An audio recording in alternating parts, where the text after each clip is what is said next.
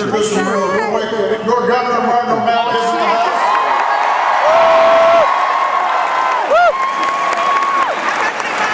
The two outstanding senators from Maryland, Barbara Mikulski and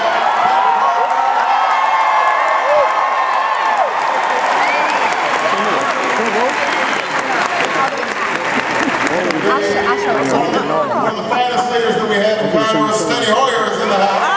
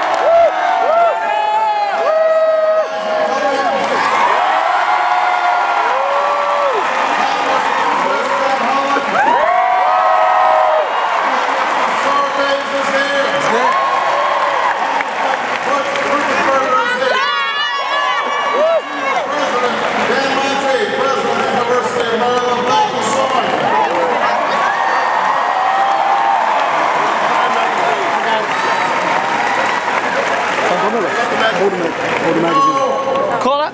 Time magazine! Time magazine! Hold up.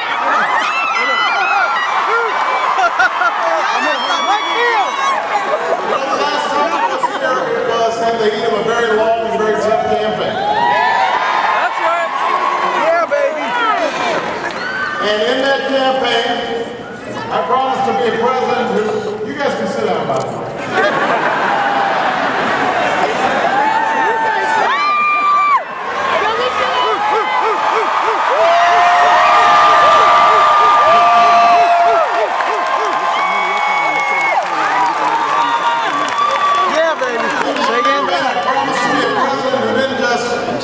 Clean up yesterday's crises.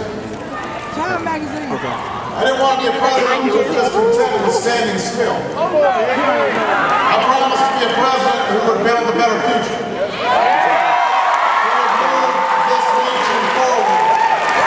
Who would ensure that this generation, your generation, had the same chances and the same opportunities that our parents gave us.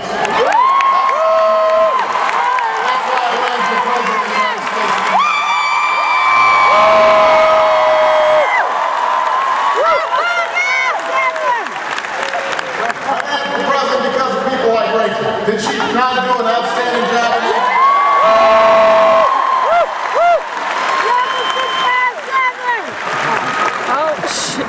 Part of that promise is an economy that leads the world in science and technology and innovation.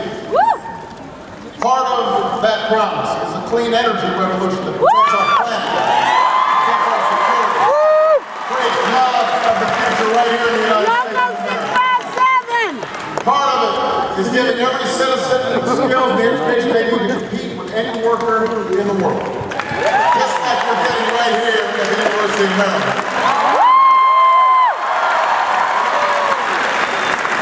And today we are on the cusp of taking another big step forward towards fulfilling that promise. A few miles from here, the House of Representatives will soon be voting on a plan that would finally make the student loan process simpler and more affordable for many.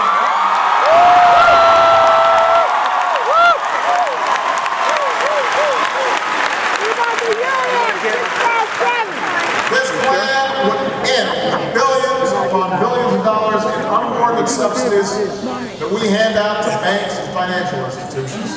Money that doesn't do anything to make your loans any cheaper. Yeah, like that. Instead, we're going to use that money to guarantee access to low-cost loans no matter what the economy looks like. We'll use it to strengthen Pell Grants and Perkins loans to make college affordable.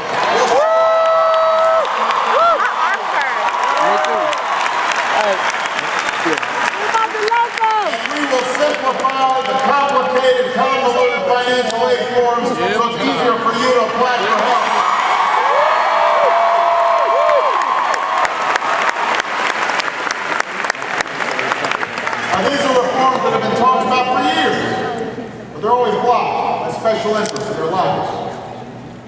Well, because you voted for change in November. Yeah! In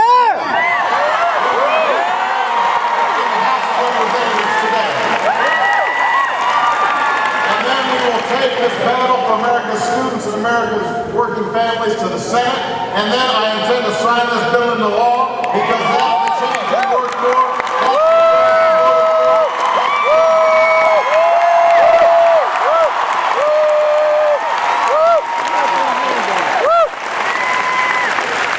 Public option!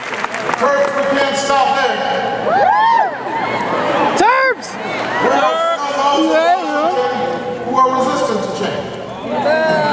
We're more willing to defend the status quo and address the real concerns of the American people. What can I tell you?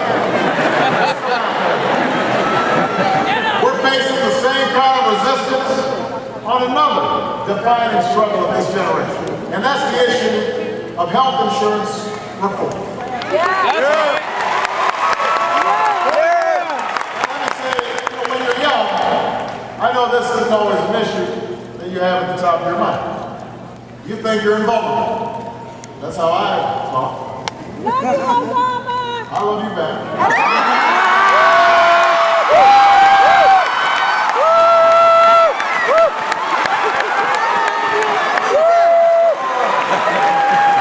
I'm sure that some of you wonder why this college required that all new students have health insurance this semester.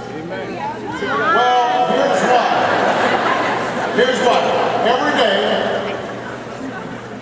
the 1 in 3 adults, 1 in 3 young adults who don't have health insurance live one accident or one illness away from bankruptcy. Think about what would have happened with Rachel if she hadn't had health insurance. Nearly half of these young people have trouble paying their medical bills. Nearly 40% are in debt because of it. I mean, think about adding the debt you already have for college. On top of that, another $10,000 or $20,000 or $30,000 or $50,000 worth of debt because you get sick. Some of these Americans don't get insurance because they feel young and healthy. But some work part-time or for small businesses where you aren't offered health insurance. And it's just too expensive to buy coverage on your own. And even if you have coverage, insurance companies today, they can drop it or water it down when you're sick and you need it the most. Or they can decide that they won't pay the full cost of your care and make you pay the rest of it out of pocket. And even if it's thousands upon thousands of dollars.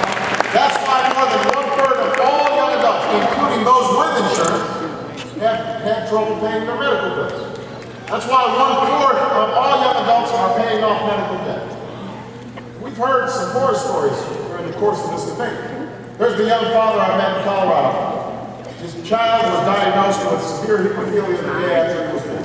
And they had insurance, but because there was a cap on their coverage, as one child's medical bills piled up, this father was left frantically to search for another option or facing tens of thousands of dollars of debt. Another woman from Texas was about to get a double mastectomy when her